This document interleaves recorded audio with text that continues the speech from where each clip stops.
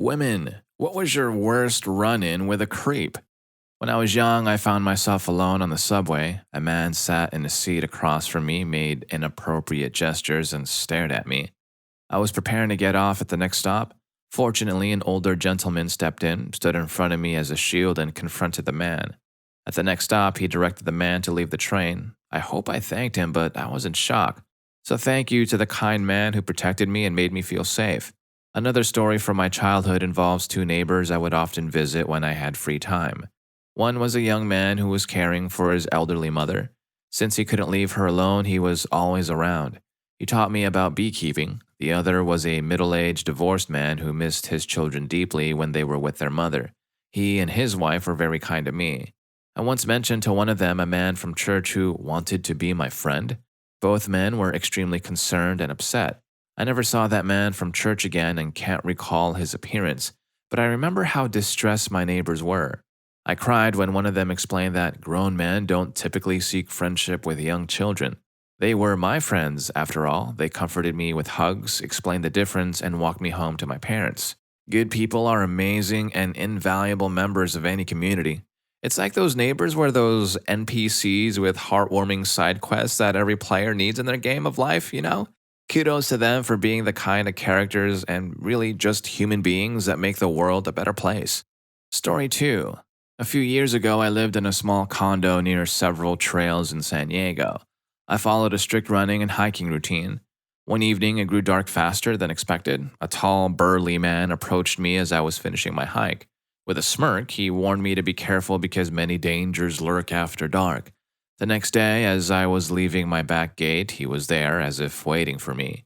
He introduced himself and admitted he had been watching me for a while. I decided to pretend I needed something from my car and quickly went back inside my house. For the next few days, I noticed this man circling my condo, peering in if the curtains were open. He was always around, day and night.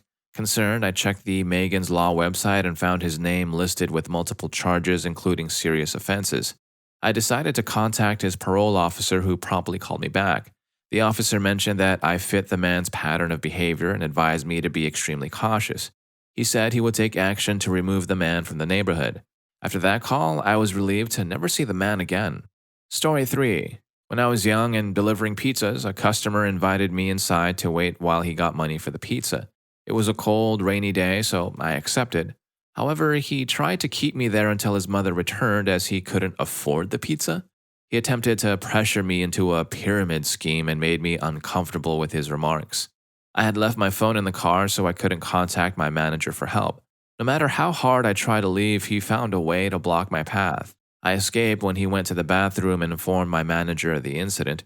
As a result, female employees were advised not to deliver to his address. We later discovered he had a concerning past. I usually find a way out and always have an escape plan, but I put myself in a vulnerable situation there. After that day, I made a new rule: never ever enter anyone's home unless I know them. I'd rather stand in the rain than enter a stranger's house. My instincts told me I was in danger that night. In another incident, I encountered a customer who acted inappropriately. The first time I delivered to him, he invited me in to set down the pizzas while he got his money, and everything seemed normal.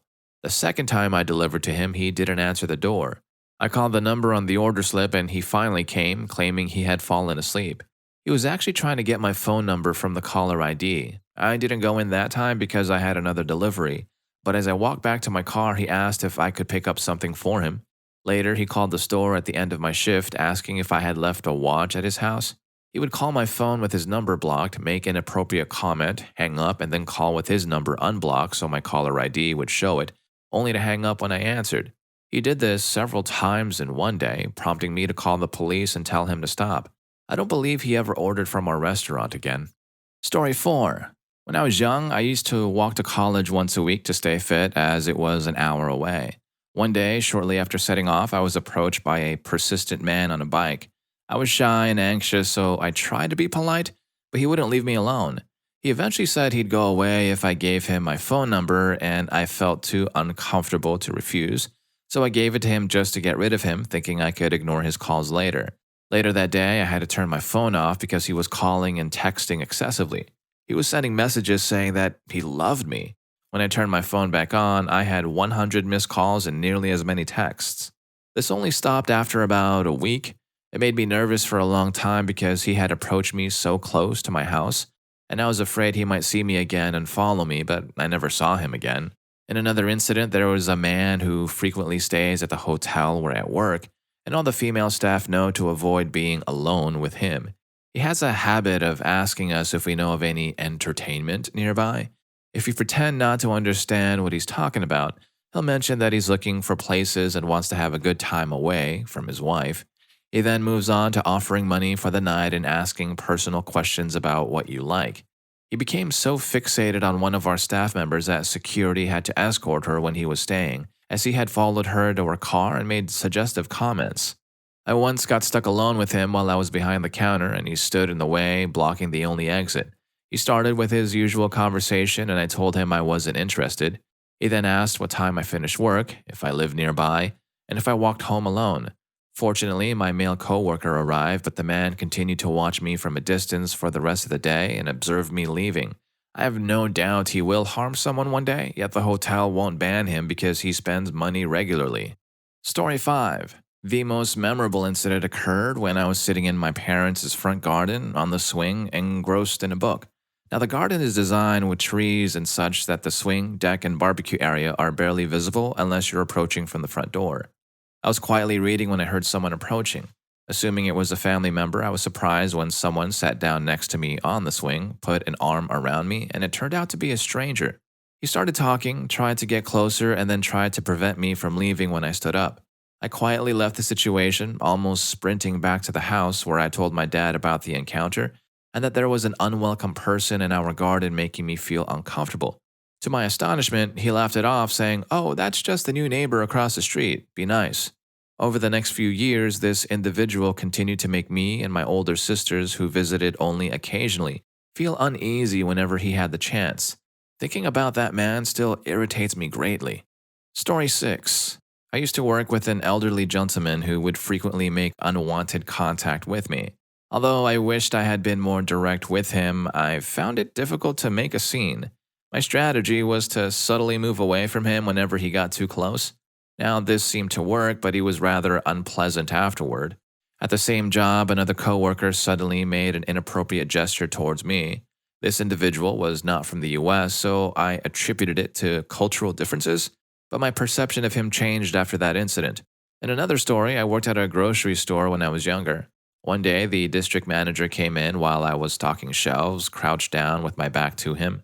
I suddenly felt someone grab my ponytail and started playing with it.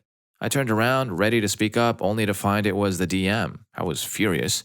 What made it even stranger was that, despite recognizing him, I had never had a conversation or interaction with him before. I couldn't understand why he thought that was an appropriate action. He never explained himself, simply walked away, leaving me in disbelief over what had just occurred. Okay, hold on. Cultural differences, quote unquote, or not? If your greeting involves an inappropriate gesture, you're speaking a language that's universally frowned upon. Like, right? Story 7. When I was young, I went to Walmart with some of my siblings. I parted ways with them to search for sandals in the shoe section. As I rounded a corner, I almost bumped into a man. He was quite simple, dressed in the type of sweater often worn by men employed at the local factories. And for some inexplicable reason, I was immediately struck by a strong sense of unease. I turned on my heel and made my way to the nearest different department in the store. After a few moments to collect myself, I realized I was in the baby section, staring at an infant bouncer that was of no use to me. I chuckled at my own expense, dismissing my reaction as mere silliness, and then turned to retrace my steps to the shoe section. It was then that I saw the man who had also wandered into the baby section, reigniting my sense of discomfort. What were the odds he actually required something from there? I swiftly relocated to the woman's clothing section, convinced that he would have no reason to venture there. My hands trembled as I feigned interest in the merchandise, silently chiding myself for my irrational behavior when he approached me from behind and forcefully grabbed my behind, whispering something in my ear. He promptly walked away, leaving me frozen and shocked. I have since learned to trust those instincts that warn me of danger. I consider myself incredibly lucky. I also wish I could recall his words, but my panic had rendered everything a blur. On another occasion, my younger cousin and I were trailed by a man throughout Walmart. After observing that he was on our tail, I executed a series of turns around the store to confirm his intentions. Thankfully, a man at one of the checkout lines intervened, engaging the follower in conversation long enough for us to make our escape. Yet another story unfolded at a Target this time, which is akin to a more upscale Walmart. My younger sister and I were accompanying our mother for back to school shopping. We were children at the time, and we encountered a man in a soiled gray shirt perusing school supplies, though he had no shopping cart with him. A peculiar feeling washed over me, but I assumed he was merely shopping for his own children. However, it became apparent that he was shadowing our every move. Once my mother noticed, she abandoned our shopping cart and hastily led us out of the store. We've not returned to that Target since. The memory still sends shivers down my spine. Oh man, these experiences really highlight the need for awareness and vigilance, especially in public spaces. It's scary to think about how quickly situations can escalate. Now, if you're finding this content as eye opening as I am, also please don't forget to hit that like and subscribe button for more so we can learn a few more things from these kinds of stories too. Story 8. I lived in an extremely affordable yet substandard apartment while in college. Despite the city being relatively decent, the apartment was situated in the only undesirable neighborhood.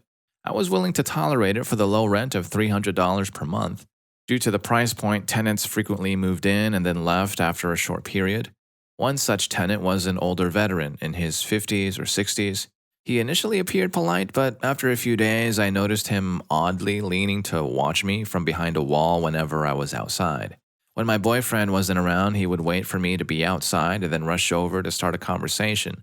These conversations were usually not harmful at first, but would quickly turn creepy, such as asking about my personal life and other inappropriate questions. Around 2 months into his tenancy, I was leaving my house late at night and saw him staggering around the parking lot, visibly injured. I quickly departed and never saw him again. However, a few days later, my landlord knocked on my door, his face pale.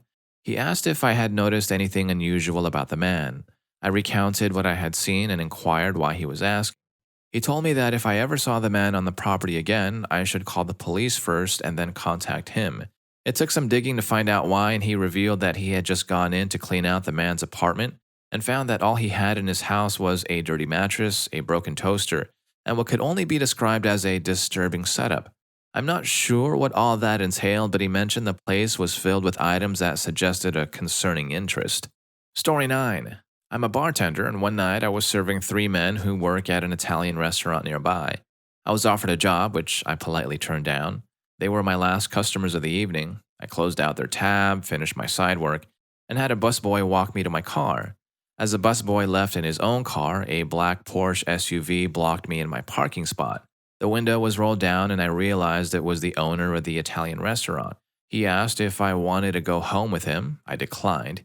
He asked if the busboy was my boyfriend, and I lied and said yes. He scoffed and sped off. I hurriedly left to head home. As I pulled into my parking spot at my house, I saw the same SUV drive by. I woke up my neighbor, who was a military guy, and he said he'd keep an eye out. That night, I found the guy's name online, his Facebook profile, his business profile, his wife's profile, and his phone number. I took screenshots and sent them all to him, telling him not to bother me or I'd retaliate. I never heard from him again. Lesson learned, always pay attention to your surroundings while driving home. Another story, this happened many years ago when I was attending my first semester of Catholic high school in New York. I was walking home from the train station when a man, probably in his early 20s, yelled from across the street asking me the time. Thinking he might be trying to catch a train, I checked my watch to tell him. Suddenly, he was crossing the street towards me and now walking in my direction. I got a little nervous and started walking faster, but before I knew it, he was next to me. He asked me for the name of my lipstick shade and made inappropriate comments about my appearance. I hit him with my book bag and sprinted to my apartment. My older brother went out with his friends to try to find the man. He never told me if they did, but that guy never bothered me again. Story 10. A date with a guy turned awkward, and I decided not to go on a second one. However, he started showing up in my dorm building even though he didn't live there. The doors required an ID swipe for entry. I'd often find him sitting outside my door, even at odd hours, as the dorm had a corridor style and I had to leave my room to use the communal bathroom. Fortunately, the girls' bathroom had locks on the main door, and I'm talking about finding him outside my room at 1 a.m. on a Tuesday. I would run into him at random places on campus, and it seemed like he had memorized my schedule, despite the fact that I had only been on one date with him, never shared my schedule, and we weren't even in the same major. To find me most days, he had to go to a fairly remote part of campus that required a bus ride and only included classes from my major. This behavior continued for a couple of months. My resident advisor noticed him constantly lingering in the hallway, spoke to me, and quickly realized he was not an invited guest. She confronted him outside my room one night, and after that, he stayed away from me. My roommate in the dorms went through a similar experience. A guy started showing up to her classes, not even a student at our college, let alone in our major, asking her creepy questions. Eventually, it escalated to him returning her personal items, such as her student ID card, notebooks, and finally her hairbrush, which meant he had gained access to our dorm. He would sit on a hill facing our dorm room and stare at our window for hours so we could never open the blinds. One day, she was doing her laundry and stepped away for a few minutes to use the restroom. In those few minutes, someone had picked through her entire load of laundry and stolen every single pair of her clothes. Security did nothing because he was an international student, and they claimed we were misunderstanding cultural differences, even though dozens of girls were reporting him for similar behavior. Story 11. When I was 18, my friend and I were driving home around 3 a.m. and we stopped at a gas station to get a snack. We got out of the car, and immediately a man nearby called out to me saying, "Brunette in a white jacket." He asked for my name, and I gave him a fake one. My friend and I then went into the store. We decided to wait inside until he drove away, but after 15 minutes, he was still there. Eventually, he came into the store, looked around for us, and approached me. The man appeared to be in his mid-20s to early 30s. He had a strong scent of smell on him, and I moved closer to my friend, but he stepped forward and asked for my phone number, commenting on how cute I was. I lied and told him I was under the legal age, and he respected that and backed off. He then said, "Good to know, maybe next time," and left the store. We watched his car drive away and only left about 5 minutes later after we were sure he was gone. We exited the store and got into the car. As we pulled out of the parking lot, I saw his car parked on the side of the road. We drove past it, and I watched as the car turned on and started following us. I urged my friend to take the long way home because I didn't want to lead him to my house, and the long way passed by a fire station where I would have sought help if they had followed us that far. Eventually, we lost sight of the car, went home, and I never saw him or the car again. Story 12. I had just received my diagnosis from my doctor and was at a Starbucks reading everything I could about this. Some random guy I have never seen before in my life approached my table and motioned for me to take off my headphones. Thinking he might need something, I obliged and he said, "You look a lot prettier if you smiled." He then grinned at me as though waiting for me to thank him for the backhanded comment. Many appropriate responses ran through my head. The only thing I managed to say, however, was, "Please leave me alone." He reacted with a snort as if offended and said, "It was just a suggestion," but he left, so I considered it a small victory. Unfortunately, it didn't end there. As I was about to return to reading about how my life would be affected by my diagnosis, one of the mothers at the table next to me tapped my shoulder. When I turned to her, she and her friends were all staring at me disapprovingly. She said, "That was very rude of you." I was taken aback by her comment. Well, if any of these stories got to you, here's more. YouTube thinks you're going to love this one. I'll catch you in that video.